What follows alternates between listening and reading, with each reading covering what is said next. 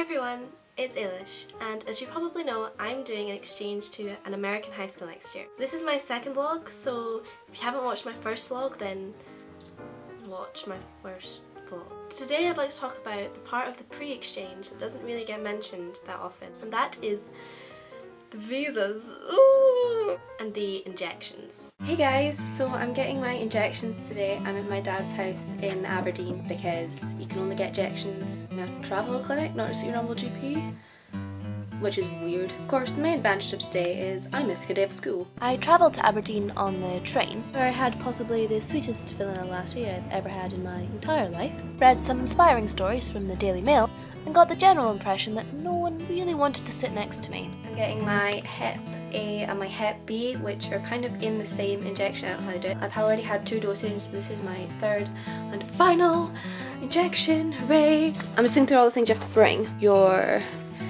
little book. I go to CAPTA, so I get this. Use your passport with you for some reason. So let's hope they aren't too painful. They were painful. Basically, when I got to CAPTA, they were like, whoops, run out of the vaccine. So because they were meant to do it as a twin vaccine and I was meant to get them both at the same time, they didn't have that, so they had to give me hepatitis A and hepatitis B separately. But then they accidentally gave me more of hepatitis A than hepatitis B.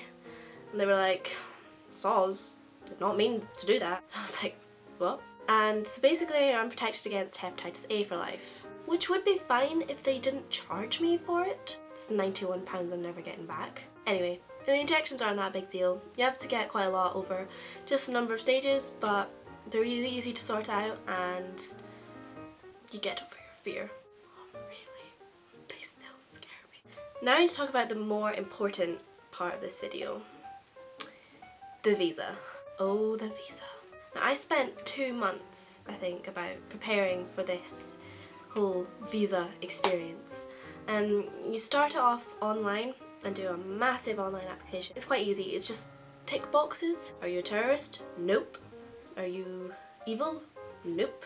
So just tick the right boxes and you'll be fine. After that, you have to book an appointment with the American embassy in your country, and mine was on the 21st of June at 9:30 in the morning. We had to travel to Belfast. We could have gone to London, but apparently the embassy in Belfast know about the programme that I'm going on, whereas the embassy in London don't, so they recommend you go to Belfast. Ireland was so much fun. You have to queue outside the embassy for quite a while with all like the other people queuing up to get there, and it's really scary. So scary. They have these big iron gates and they're all like those guards like walking around. They take you in 2 at a time and you go through airport style security, so you put everything you're like carrying into a tray and it gets sent through the metal detector, and you have to walk through a big archway. No one else is allowed to come in with you, and you're not allowed to take any bags, or you're not allowed to take your phone or anything, so make sure someone comes with you to hold all your stuff. They give you a little visitor's badge and then you walk up a big, kind of through a garden. That was kind of weird. Around the back of this big, lovely big mansion. You walk around the back of it, it's a little new bit. This is the Belfast one, obviously. Go in, you've got all your paperwork. Oh. And you have to go and hand all your paperwork in to the scary receptionist lady. They're behind a big wall of glass. They call you up and they talk to you, and you've got to hand in all your paperwork. There is so much paperwork to take into the embassy with you. Your MRV receipt, your Sevage receipt. You've got to have all this proof that you're going to come back to the UK afterwards. Oh, but that's all kind of dealt with online. Make sure you bring it all. I saw people walking into the embassy having gone all through the whole online thing and just being sent straight out. So don't do that.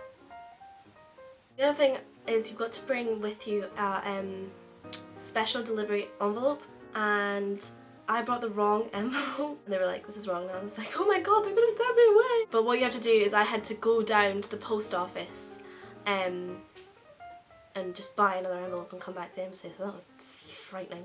You also have to bring with you a 2x2 inch photograph of yourself. Mine was very unattractive, I looked like this. You hand all that in, you give your passport away, and you have to wait. There's so much waiting. Everyone waits in the same area, and I waited for about an hour and a half. And I thought you'd be taken into like a different interview room, like a different place, but the interview booth is like right in the waiting room, so everyone, the doors kept open so everyone can hear your interview. Some people's were really long if they weren't British citizens or anything, or they didn't have a job or a place to live. Those people took a long time. I was just basically in and out. For a student exchange visa, they don't ask you hard questions. He basically just asked me where I was going, why I was going, what I was doing, what my parents did. I think that's about it really. And he was really nice to me. He wasn't that nice to some other people, but he was really nice to me. I also realised because I'm a year younger than everyone else on the programme, I'm 16 and everyone else is 17 and going on 18. It must be if you're under 17, you're meant to have a guardian or a parent with you. And I didn't. Well, come on, was I gonna let this woman come into my embassy interview with me? I was definitely the youngest person there, so they kind of treated me like I was just a little child. So, kind of patronising, but quite nice. One of the things he asked me was like, when he asked me, oh, where are you going? And obviously I don't exactly know where I'm going yet. You've got to tell the truth, so I said, I don't know where I'm going. He said, America's a big place. I was like, I am aware. And he goes, you know, you could be living in some town with no grocery store and be riding a tractor to school. And I just kind of stood there like, not really sure whether I was meant to laugh or not. Oh, it was really bad. That's it. They give you all your, anything they don't need. They keep all your paperwork. And they say, right, you've got a visa, we'll take your passport and we'll send it back to you. In the right envelope this time. So I got my visa. Of course, I did have to travel to Belfast with a parent. I didn't want to. Independence and all that, but no, they insisted. So I went with my mother. So while I was innocently eating jam with a fork, she hid her tea under her jacket so she could drink it on the shuttle bus, spilled milk all over a cake, renamed herself Kevin, and did this lot.